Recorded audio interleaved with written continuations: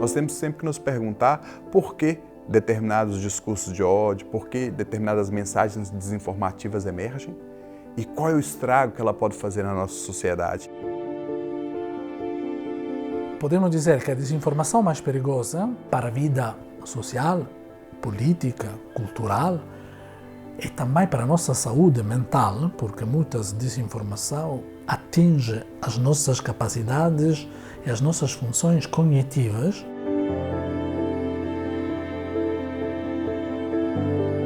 Nós temos dois tipos de odiadores, falando de forma geral. Nós temos o odiador que ele nasce de uma explosão emocional do momento.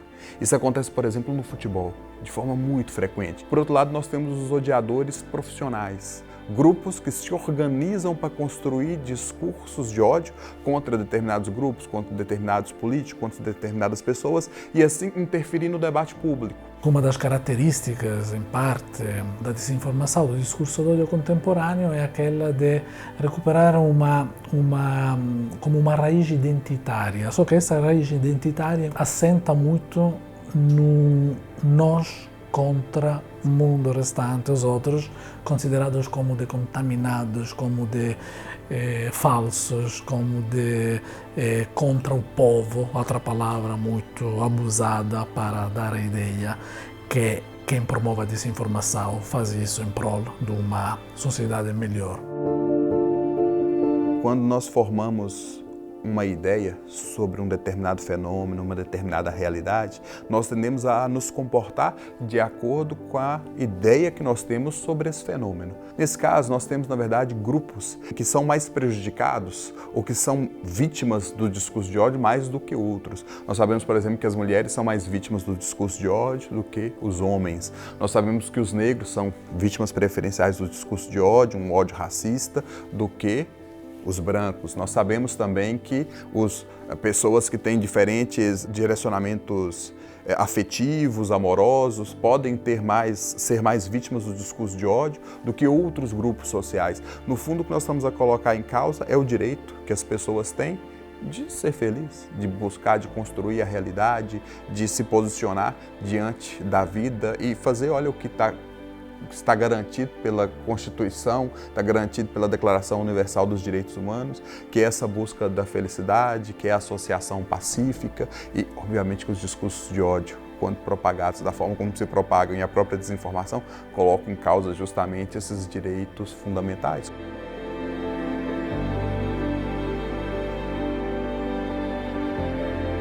É uma desinformação que muitas vezes é criada através de combinações de diferentes atores. Alguns atores são políticos, podem ser nacionais como internacionais, fora de outros países. Podem ser tecnológicos, porque podemos ter muitos robôs, muitos sistemas de inteligência artificiais, muitos perfis falsos que produzem, reproduzem e partilham conteúdos falsos para disseminar e propagar e gerar confusão no âmbito da esfera pública. Podemos ter influencers prestáveis a serviços poucos transparentes de informações tendenciosas, falsas. Podem ter origens em comuns cidadãos que apenas querem contestar e querem agregar-se a alguém que é contra. O que naturalmente interessa a quem promove a desinformação é aquela de gerar este clima de afastamento, desapego, raiva, ou militarizar o debate para dar a ideia que algumas sociedades são mesmo sociedades inabitáveis, já decadentes, já em crise.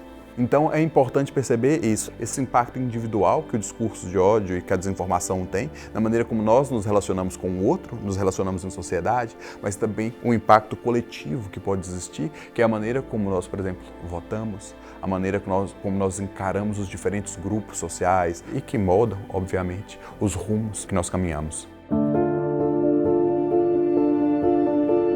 O que as tecnologias podem fazer é reunir os odiadores, reunir os especialistas em desinformação, as pessoas que trabalham com caos desinformativo, podem aperfeiçoar as mensagens, pode fazer com que essas mensagens tenham uma propagação mais rápida, que alcance um número maior de pessoas.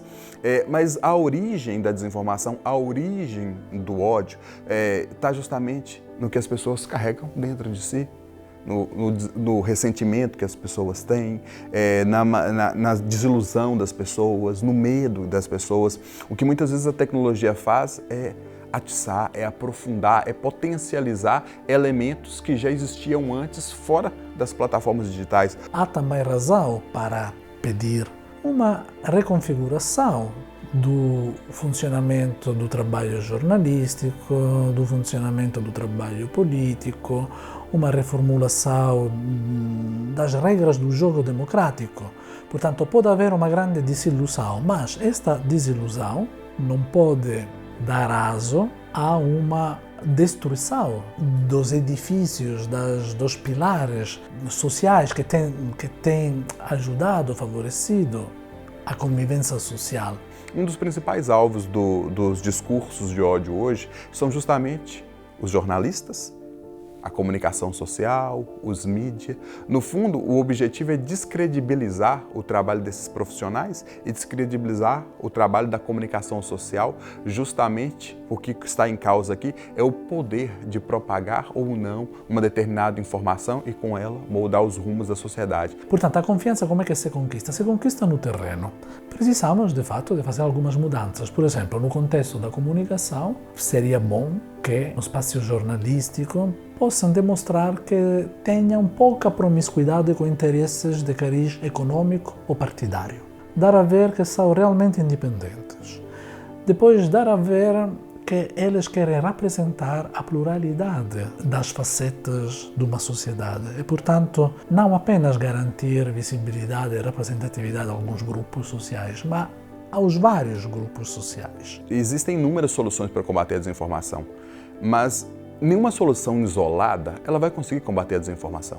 O combate à desinformação ela passa justamente pela articulação de um conjunto de medidas. Por um lado, medidas legais que possam punir os propagadores profissionais de desinformação. Por outro lado, nós temos que investir na literacia dos cidadãos, justamente na literacia mediática, porque eles possam cada vez ter um nível mais elevado de consciência sobre o que é uma informação de qualidade. As universidades, por um outro lado, têm um papel importantíssimo nisso, porque é ela que forma, por um lado, os jornalistas, quem produz a informação credível, de qualidade, mas, por outro lado, ela forma inúmeros outros profissionais, inúmeros outros cidadãos que não são jornalistas, mas que consomem conteúdo jornalístico. No fundo, para dizer que não existe uma única medida para combater a desinformação ou para combater os discursos de ódio. Na verdade, o que nos falta é justamente a articulação